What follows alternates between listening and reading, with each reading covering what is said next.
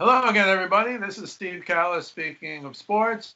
I'm here with Anthony Sorbellini of WestchesterCountyPost.com, and we're here to talk about the Red Sox punishment. I'm putting punishment in quotes.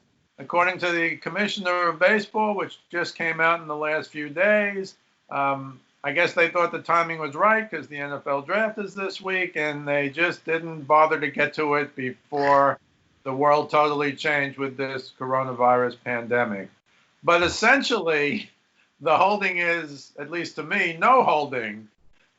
Essentially, they blamed it on Watkins, the video replay guy. They held that Alex Cora not only knew nothing about it, but he should not have known. It wasn't, in the law they say no or should have known. And according to the Commissioner of Baseball, Alex Cora didn't know and he shouldn't have known, which is kind of hard to believe. But in any event, there's virtually no punishment. The fine is zero. It was $5 million for the Astros.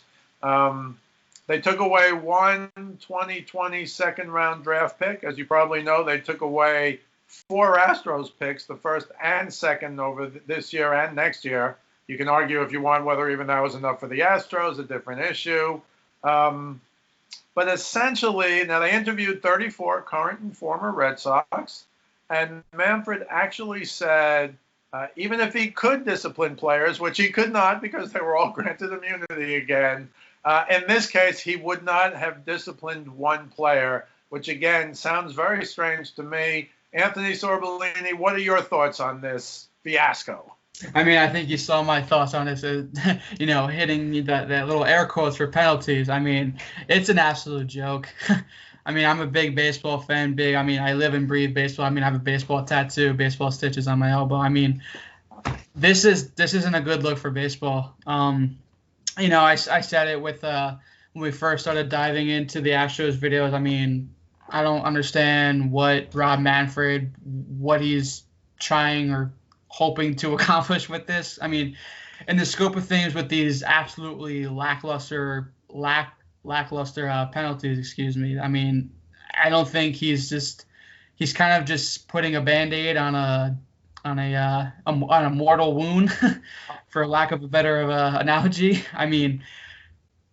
With these again penalties, who's to say that teams won't start doing this for the regular? Yes, you can make the argument that cheating, sign stealing has been a part of baseball, yes, but never to this magnitude. This is such a complex, bizarre, borderline intelligent way that the Astros went about from banging trash cans, intertwining everything, supposedly hiding buzzers underneath their jerseys, whatever. But it's just, for the Astros getting knocked with a $5 million fine, yes, it's $5 million, but in terms of a franchise that's worth literally $1 billion, it's kind of a small chip. So, yes, it's a big hit, so to speak, but it's really not going to do anything. And then 4 draft picks is really, yes, it's an impact, but for baseball, not really in the scheme of where you're going to draft somebody in the first couple of rounds in baseball. They're most likely, even if it's the number 1 overall pick, they're going to spend a year or two, possibly 3 to 5 in the minor leagues, so you're not going to see a dramatic impact anyway. But then the Red Sox, the Astros come out, you're like, well, that's not really a penalty. And then pretty much seemingly, no pun intended, I should say, from coming out of left field is the other day, the Red Sox. That's literally you went from the Astros, quote unquote, penalty to literally a slap on the wrist, if that's even what you want to call it. It's not even really a slap on the wrist for the Red Sox. It's just, it's borderline laughable for, what came out of the Red Sox. Yeah, I agree with that. There was no, according to Manfred and the report, there was no front office involvement. So nobody else got suspended. Alex Cora was only suspended and fired because of his Astro involvement, not because of his Red Sox involvement, which there was none, which again is also weird to me. Again, if he was like the main guy with the Astros, and then he came to the Red Sox and they cheated and won the World Series, but somehow he wasn't remotely involved at all. In addition, Manfred held that the Watkins, the replay guy, and just, quote, a limited number of players, close quote, were involved.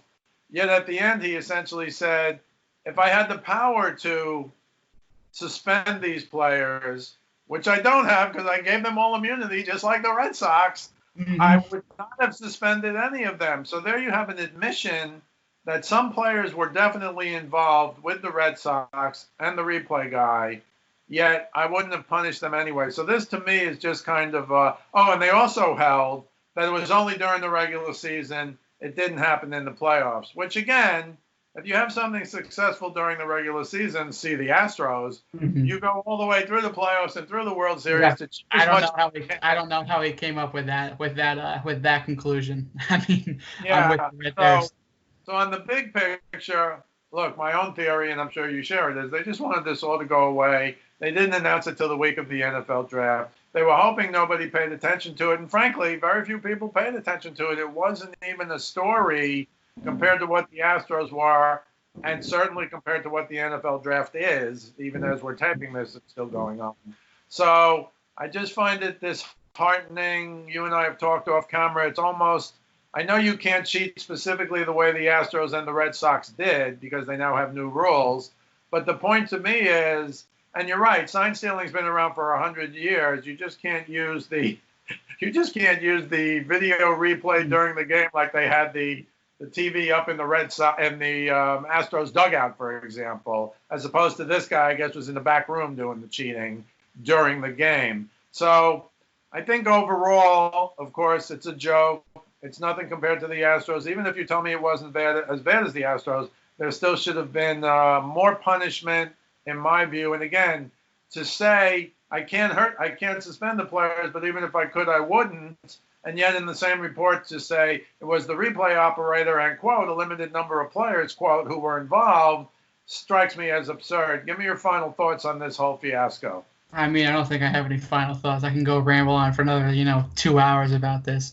But I mean, I can't speak to it. I don't work in the league office. I'd love to, but I have no idea what goes on in Rob Manfred, how he comes to these conclusions. This is ultimately, as much as I hate to say it, baseball is a struggling sport, While attendance are kind of creeping there, yes, it's losing, people have the complaints, it's long, it's all this, all that. And now you throw this scandal where there were serious people making serious, compelling arguments that the Astros should have been hit with the death penalty. And in some instances, I agree with them on that just because of the severity of this. And with these, again, like I said, lackluster punishments, that what's going to stop them, what's going to stop other teams from trying to implement this to, even a quote-unquote better way to where it's not even going to be detectable.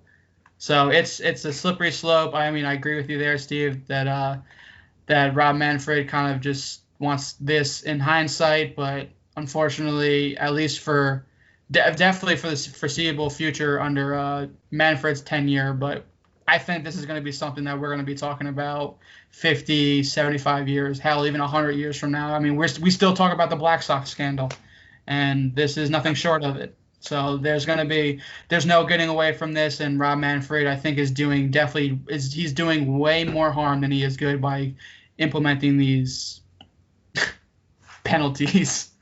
Yeah, I think it's a black mark on top of a black mark with the Astros. Although I do now think there are two teams in Major League Baseball who would be happy, as Dr. Fauci has said, if they have baseball this year with no fans. I think you'll have two teams that are just going to be a collective sigh of relief. Right. Because when those guys, if they have fans and they have to play 81 road games this year, or even next year if there are no fans, they're going to take a brutal beating, as they should.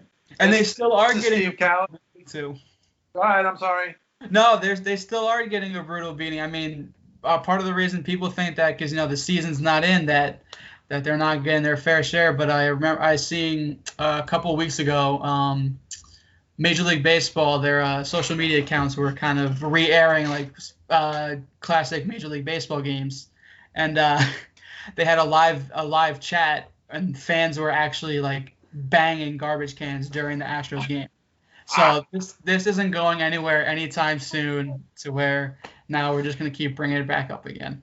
Yeah, nor should it. I mean, it's disgusting and very, if you got little kids at home, which I don't, my kids are grown, but if you have 10, 12, 14-year-olds, I don't even know what you tell them if you're not, they used to say it on ESPN during the college football stuff, if you're not cheating, you're not trying, which of course you don't want kids to hear, and you really don't want to cheat blatantly like the Astros did, and frankly to me like the Red Sox did as well.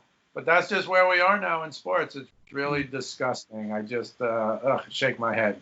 So again, this is Steve Callis speaking of sports, along with Anthony Sorbellini of WestchesterCountyPost.com. We'll see you the next time.